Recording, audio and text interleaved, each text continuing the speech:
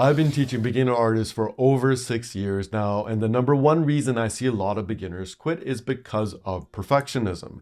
Now, perfectionism shows up in many different forms, so let's discuss the three main forms that I see over and over again that pushes a lot of creative types away from their drawing practice. The first form is what I like to call the efficiency trap.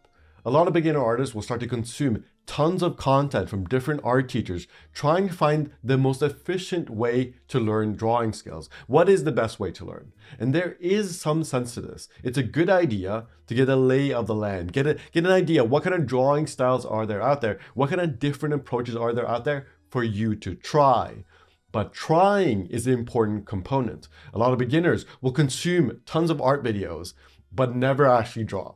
Are you someone who's been watching art videos for the past year, but you're not actually sitting down to draw? How many drawing exercises do you have saved on your computer? Are you someone who signed up for my 54 free drawing exercises that are linked below, but didn't actually spend any time with the drawing exercises because you're still trying to figure out if it's the most efficient way to learn? This is the big lie of perfectionism. A lot of perfectionists don't actually make any progress because they're so scared to waste time. If you are someone who's afraid of wasting time, you probably won't make any real progress. Because to make progress, you actually have to try things, which means that in your own view, you're probably wasting some time.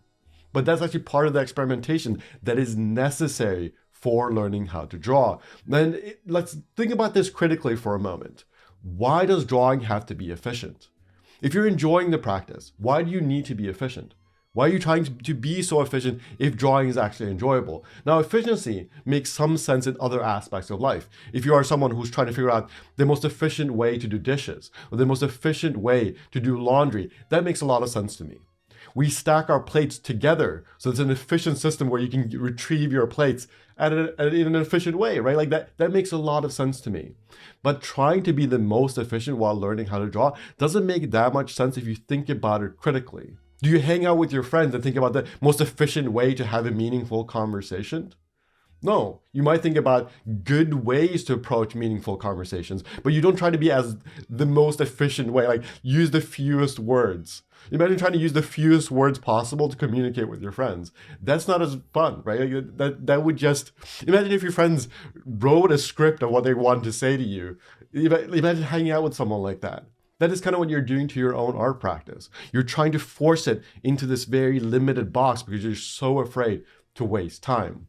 So to get over this, just spend a month and assume that you'll be wasting time. Wasting time is not a bug, it's a feature. It's part of the experimentation that is necessary to learn how to draw. It's a huge part of being creative.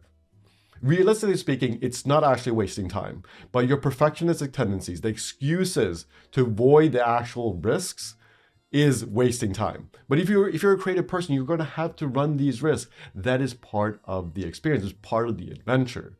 So if you are someone who's been trying to find the most efficient model of learning how to draw, stop consuming so much content and actually sit down to draw for once. Make it a point that you're going to waste time just doodling. Don't even do a drawing exercise. Just do a drawing that is as bad as possible, as the biggest waste of time that you can think of. Then see how you feel after. What you might notice is that wasting time, quote unquote, is actually a lot of fun. Drawing's supposed to be fun, so stop trying to be as efficient as possible when you approach it. This second form of perfectionism I think is very sinister, and that's the idea that I don't want to start unless I know I will get good. A lot of beginner artists will send me emails asking questions, basically trying to look for confirmation of why they might become good in the future. They want certainty of like, oh, I know that if I do these things, I'll become a good artist because I need to know that I'll become good at the end for me to invest anything into it.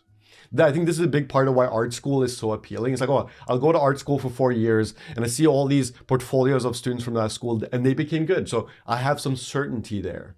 And I think there's some good in that, right? It's good to have proof that what you're investing time into will yield some results, but this idea that you won't start unless you know you're good, that is a real issue because it assumes that being a beginner artist isn't worth it in and of itself.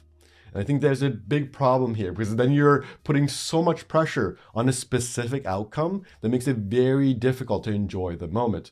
So a big part of all of these issues is that you're starting to rob yourself of all the joy that you can feel in the practice. here and now because you're so worried about this perfectionistic voice. This inner critic is taking over your practice. Are you someone who's constantly looking for confirmation that you're going to be a good artist one day? If you are one of these artists, I recommend that you sit down with your journal and ask yourself, why is it so important for me to become a good artist? And who is it that you're trying to impress? Because a lot of times it's a self-worth issue. If you're someone who's complete in and of yourself, if you're someone who doesn't actually need anything external to feel good about yourself, you probably don't feel this pressure to get this outcome. But for a lot of perfectionists, there's almost like this hole inside where you don't feel safe unless you're doing things perfectly. Or you can't show people your bad drawings because if they criticize it, it feels so personal. But if you are someone who has a healthier view of drawing and you're just like, okay, I do this for fun, even if someone criticizes it, it doesn't change my internal value. My intrinsic worth as a human being stays the same. Then it's very easy to do bad drawings for 10, 20 years because it doesn't matter. It doesn't affect who you are. So if you are someone who struggles with this pressure, I recommend doing a bit of writing, grapple with your expectations. This is a huge thing that I do in the beginning of my inner artist course. We start off that course with grappling with our expectations and rewriting them and doing exercises to really unwind some of this perfectionistic tendency, because I know that for a lot of people, this is why they haven't been fully creative. A lot of artists, even beginners and intermediates and advanced artists, aren't as creative as they could be because they have these voices inside that they struggle with. So grapple with your expectations, unwind that so you can finally let loose.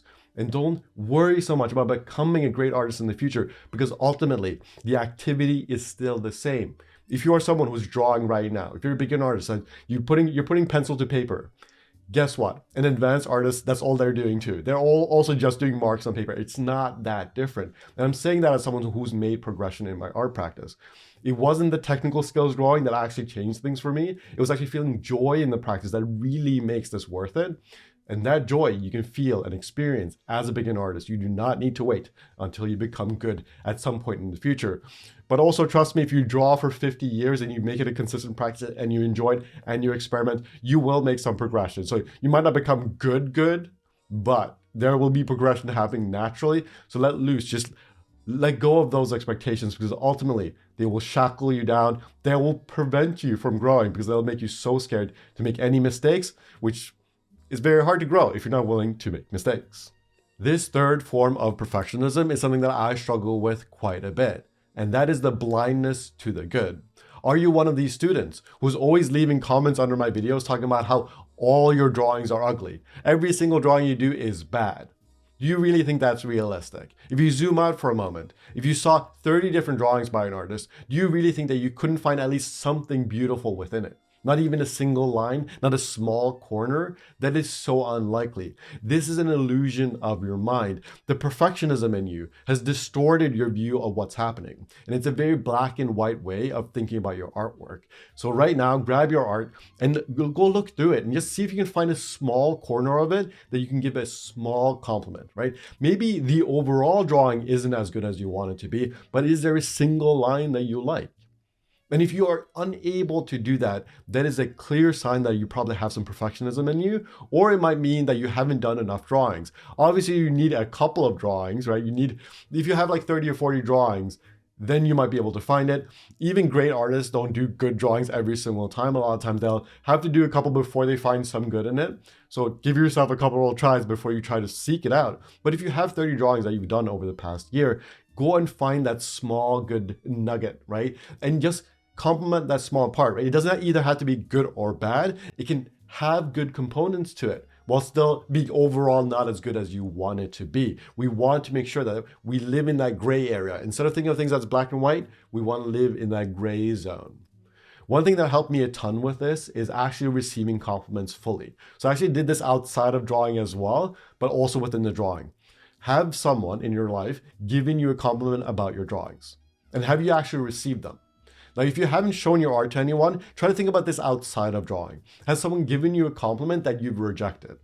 Receiving compliments can be deeply uncomfortable for people who are perfectionists. If you have this lower sense of worth inside, if someone gives you a compliment, your natural reaction is to push it away or pretend like it's a lie. Or they're just saying that to be nice. Or the drawing's not good. I've seen this a ton where like you try to compliment someone's work, right? Like, oh, that drawing is beautiful. And they'll be like, no, no, no, it's not beautiful. You know, they'll reject it immediately because they have this strong belief that there's nothing beautiful within it. But notice the arrogance in that.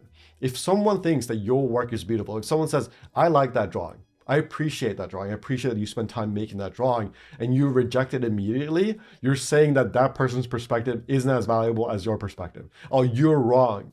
Your compliment doesn't mean anything to me. Oh, I'm not beautiful. No, I'm not pretty. You can't say that. My view is the only view that matters, and I'm not even going to try to receive what you are saying. You see how much arrogance is required to like be able to push that away? Now I know that the natural inclination is the humility. It's, I don't want to think highly of myself. I understand that that's the natural reaction. You're not doing it maliciously, but to get over this way of seeing the world, you actually have to start to receive other people's perspectives. Breaking perfectionism with other people's perspective is actually a beautiful way to do this. This is why coaching has helped me a ton. I had a mental health coach for a while who really helped me break through a lot of these things by questioning the beliefs that I have. So sit down right now, write out all the compliments that you can remember that were undeniable to you. You know, what are some compliments that you've received from friends where you're like, okay, that person isn't lying.